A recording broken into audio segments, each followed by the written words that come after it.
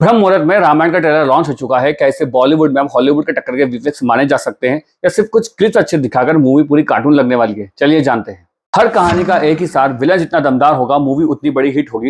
रामायण की गाथा तो सब जानते हैं और इसके पात्रों को भी सभी खूब अच्छे से पहचानते हैं, लेकिन जो असली कंपैरिजन होने वाली है वो है टेक्नोलॉजी का। इसे लोग दो तरीके से कंपैरिजन करेंगे, एक पुरानी वाली आदि पुरुष और हॉलीवुड के वीएफएक्स। रावण बने हैं यश, जो कि इस कैरेक्टर में बिल्कुल दमदार रच रहे हैं और रावण के कैरेक्टर को बिल्कुल जस्टिफाई भी कर रहे हैं। लेकिन एक बहुत बड़ी कमी है जो आपको आगे बताऊंगा, रावण के किरदार को कितना हल्का बना सकती है। राम के रूप में है रणवीर कपूर, ठीक लग रहे हैं। ट्रेलर में इनके इंट्रो सीन काफी अच्छा है, लेकिन इसको भी अभी पूरी जस्टिफाई करना ठीक नहीं होगा, क्योंकि यहाँ पर इस ट्रेलर में हल्के फुल्के इमोशंस वाले सीन ही दिखाए गए हैं। साई पल्लवी हमेशा की तरह नेचर ब्यूटी लग रही है। माँ सीता के रूप में उनकी वॉइस बिल्कुल एकदम जस्टिफाई हो रही है।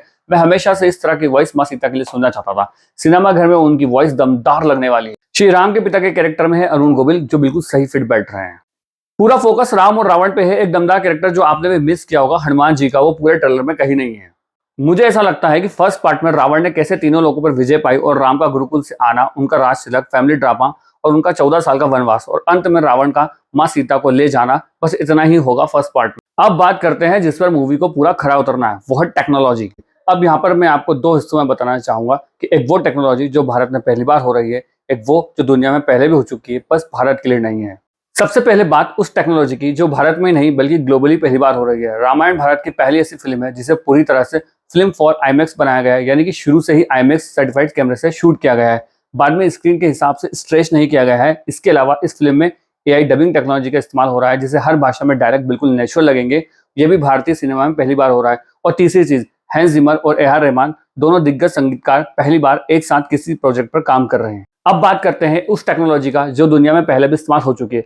फिल्म का वीएफएक्स डीएनईजी स्टूडियो ने किया है। यह स्टूडियो 8 बार ऑस्कर अवार्ड जीत चुका है, यानी कि टेक्नोलॉजी नई नहीं है, सिर्फ भारत के लिए नहीं है।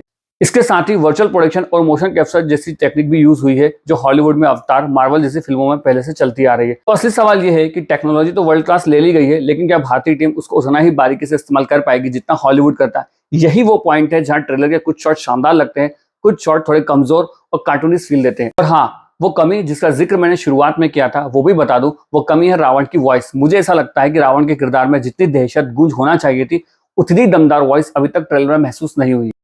तो अब बताओ कमेंट में, आपको लगता है कि रामायण हॉलीवुड के वीएफएक्स को टक्कर दे पाएगी या सिर्फ ट्रेलर के कुछ चुनिंदा शॉट्स ही अच्छे थे? जय श्री राम।